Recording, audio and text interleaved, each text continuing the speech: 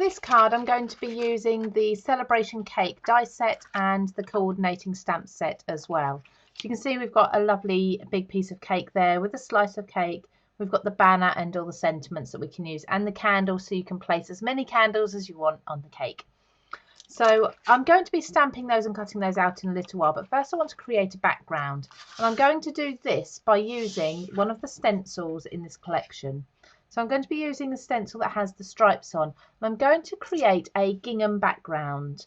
The way I'm going to do this is by two different directions of stenciling.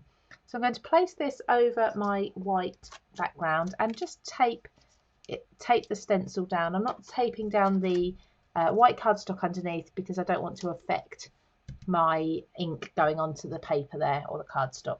And I've got two colours of ink here, so I've got a pale pastel pink and a pastel yellow, so these are Distress Oxides. With these I'm going to use one colour for one direction and then another colour for the opposite direction, and I'm thinking of creating like a tea party sort of tablecloth there. So just going through the stencil lightly because I've not been able to tape down that white cardstock underneath.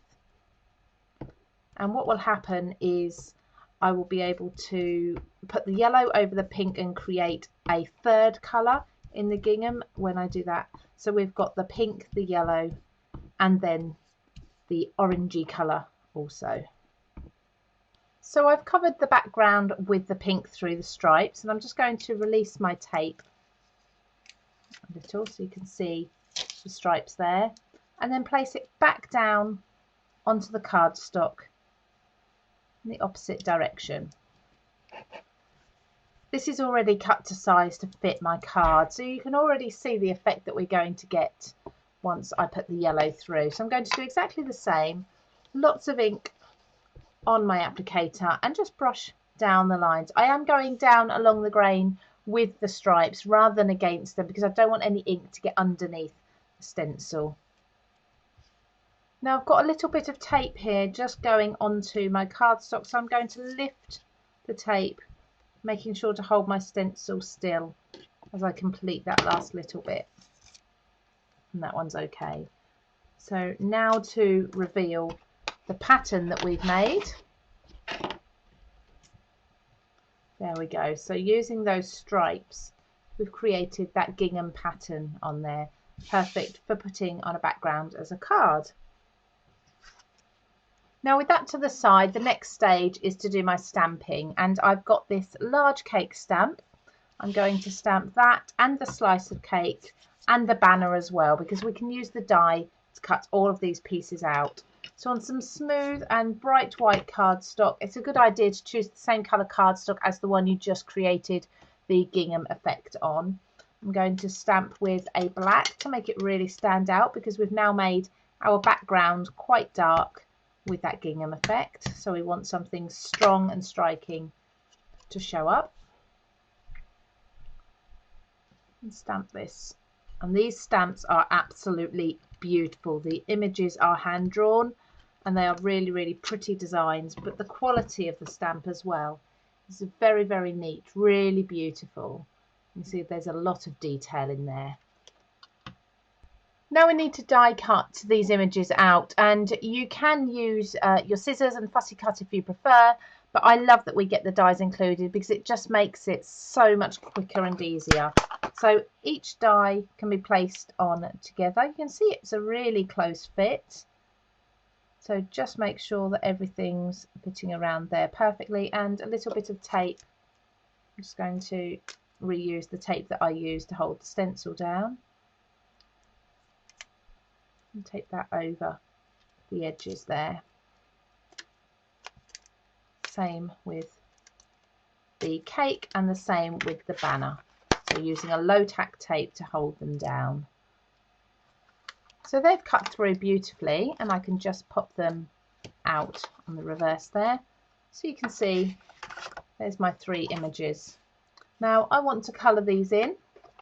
So I'm going to keep my card in front of me so that I can make sure that the colours coordinate well. So the cake first of all needs to be a pale brown colour. I think we need a sponge cake under here. So I'm going to take a brown watercolour pencil and do the edges darker and at the top a little bit darker. Around the strawberry and around the base. The rest can be very lightly coloured in. You can leave it like this if you like, but I like to then take some water to it and to blend that watercolour out. So just using a water brush, I'm just going to come in and blend these colours out. Much smoother image if you do this, much smoother surface and colouring, but also you get the perfect sort of ombre effect between the light and the dark. It looks much more realistic. So there I've coloured the three pieces, the cake, the full cake, the slice of cake and the little It's Your Birthday banner as well, and I'm just going to pop these onto my card using some foam pads to lift them up. So just some nice deep pads on the back, and if the foam pads aren't quite the right size for you, you can of course trim them down as well. So there's one. I am going to overlap these also, so the cake slice on the plate is going to slightly overlap the large cake there, just so it looks more realistic than having everything separate. So just overlap the two, and then the It's Your Birthday sign, it's really tiny, so you may need to trim your foam pads down quite a bit to fit on there, or you could use something like a silicone glue if you rather, to pop the smaller pieces on. Stand that just in amongst the fruit. There we go, and we have an It's Your Birthday dimensional, really yummy card.